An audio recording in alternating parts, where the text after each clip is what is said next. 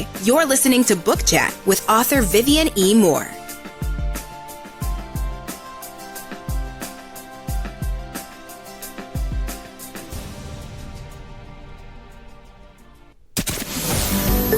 Welcome, everybody, to this week's episode. We really appreciate you joining us. This podcast really shows us how we can all learn, live, and thrive off of each other.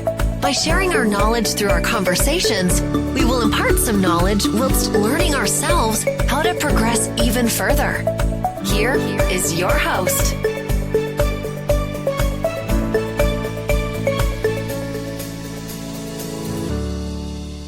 Hello and welcome to Book Chat. I am your host, author Vivian E. Moore. Hope everyone had a great week, and I hope that you're having an even better weekend. Okay, so we're going to get straight to today's show. The title is Author Behavior, and the topic is the uniqueness of writers. Many of you already know, especially if you're a writer, that it is an art. It's a craft. And for many writers, an obsession. You know, writers have a unique way of seeing the world, shaping their thoughts into words and creating meaning from the seemingly mundane, right? So, but what makes a writer different? What forces them to put pen to paper or fingers to keyboard, even when there's no guarantee of success? Understanding author behavior, the patterns, the motivations, and the quirks of writers, it gives us insight into the deep, often unexplainable compulsion to write. Okay? So let's talk about the inner drive and why writers write. You know, at the core of every writer's journey is a fundamental question. Why do writers write, right?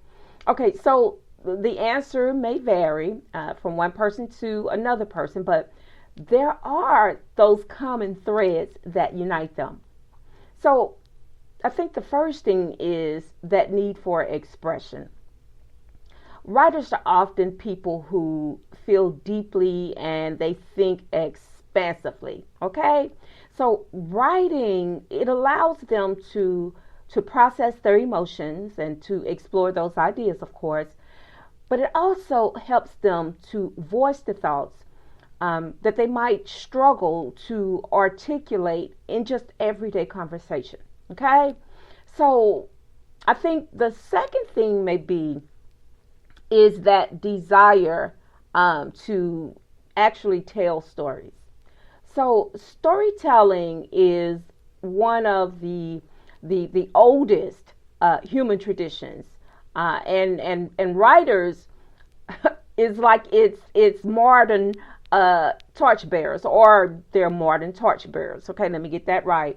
You know, whether it is fiction or nonfiction or poetry, writers feel that irresistible pull to shape those narratives and to create those characters and then to build those worlds, okay, for the readers. So I think another thing is their obsession with words. Yes, we are obsessed with words. And, you know, and some writers are just simply in love with the language. You know, we did an episode about love languages, right?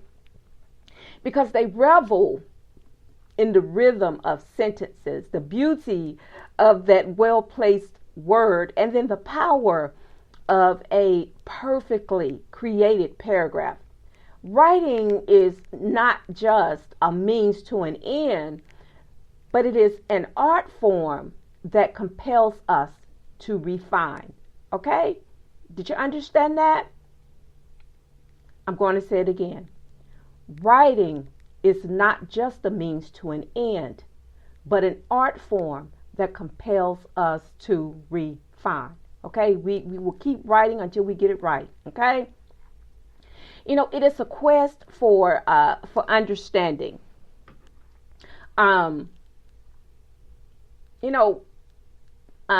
many writers use their crafts to make sense of the world. And we know that, this world is in a chaotic state right now. Okay, at least this part of the world is.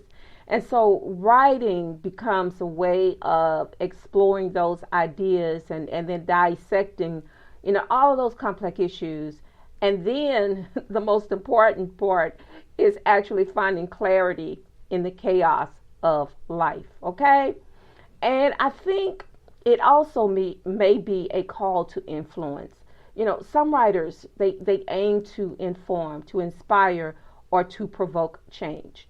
Whether through journalism, and we see a lot of that. If you are on social media and you're looking at a lot of the journalists that are on there, the freelance writers that are on there talking about everything that's going on in this country today. They are expressing themselves. They're trying to influence the audience that's reading, the pieces that they write. They want to help to inform you, to inspire you, and to also provoke that change that we all need. Okay.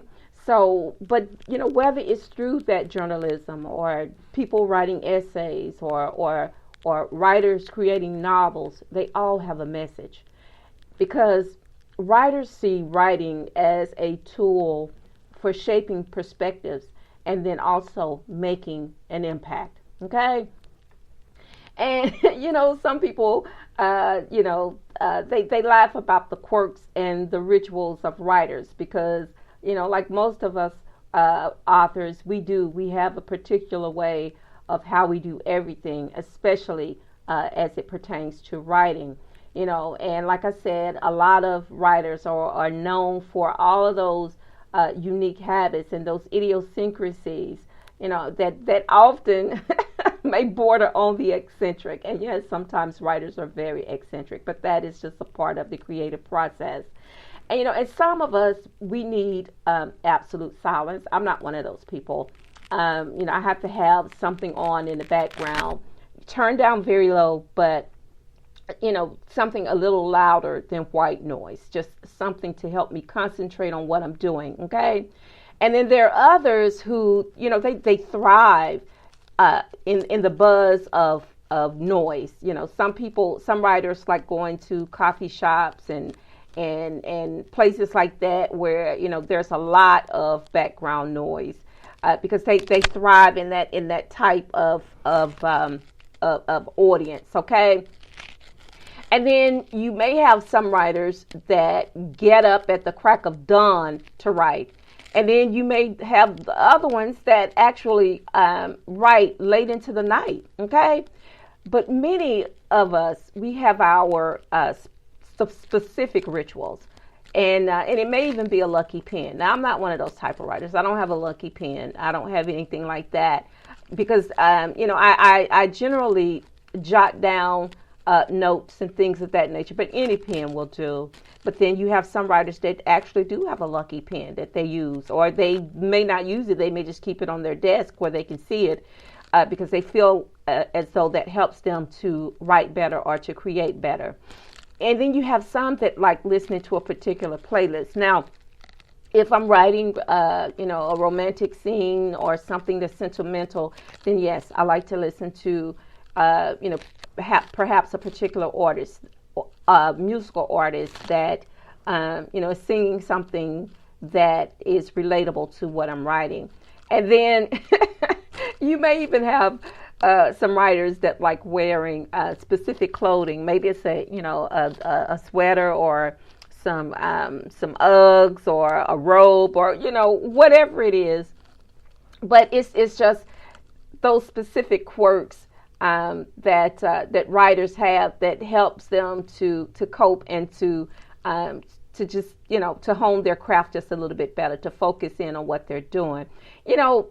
Some may say that this behavior is superstitious, but it may be, but it's just not that. It's part of how writers they enter their mental space that's required for creativity. Writing is an intensely personal act, and so these rituals they help them to bridge that gap between the chaotic outer world And then it helps them to focus on the inner world where every word that they write takes shape. Okay? So let's talk about the solitude and the struggle. Unlike many creative pursuits, writing is often a solitary endeavor because writers spend hours alone, okay? Just with their thoughts, battling different things, and self-doubt is a big one. And oftentimes writer's block as well. And also that pressure to create something meaningful, Yet, despite all of those struggles, we continue. It's that driving us. So what keeps us going?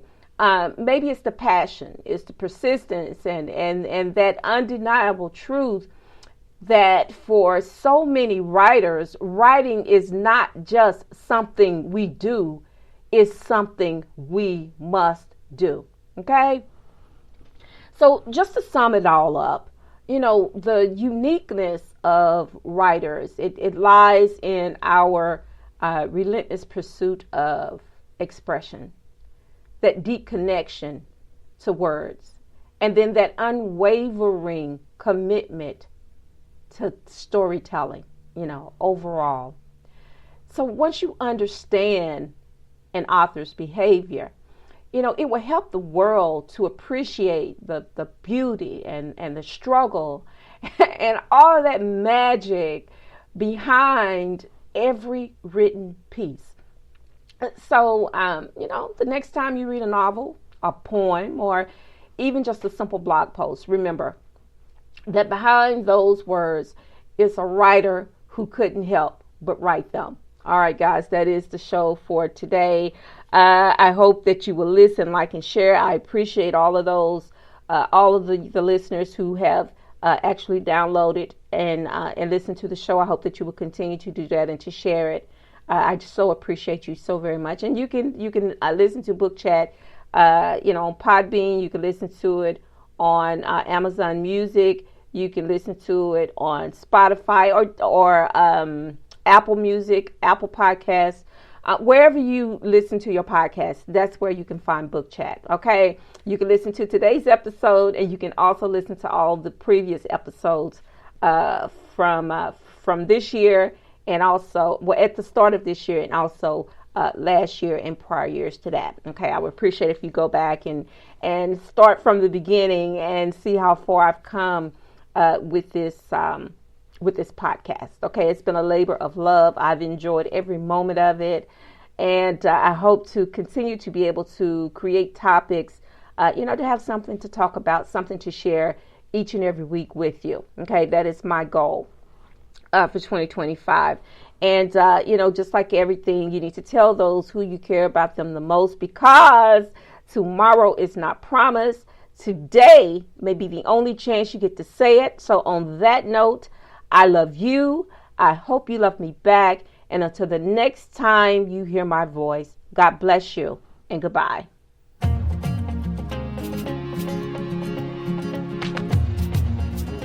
Loved what you've heard on this week's episode? Well, the answer is simple. It would mean the world to us if you could head over to iTunes and leave us a 5-star review and feedback.